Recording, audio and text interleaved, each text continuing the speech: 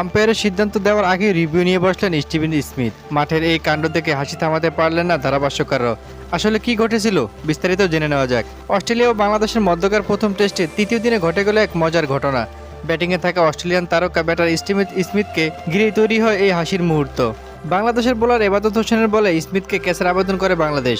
বলটি ব্যাটে লেগেছে কিনা তখনও সেটা মূল বিষয়, কিন্তু আম্পায়ার চূড়ান্ত সিদ্ধান্ত দেওয়ার আগে স্মিথ নিজেই রিভিউ নিয়ে সংকেত দিয়ে বসেন।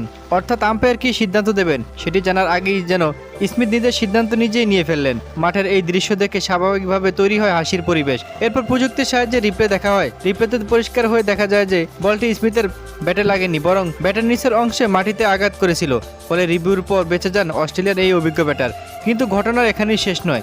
স্মিথের এই অদ্ভুতভাবে আগেভাগে রিভিউ চাওয়ার দৃশ্য ধারাভাষ্যকারদের কাছেও হয়ে ওঠে দারুণ এক বিনোদনের বিষয়। মুহূর্তটি নিয়ে হাসি ঠাট্টায় জমে ওঠেন ধারাভাষ্যকার কক্ষ। তবে ক্রিকেটে এমন মজার মুহূর্ত বেশিক্ষণ স্থায়ী হয়নি স্মিথের জন্য।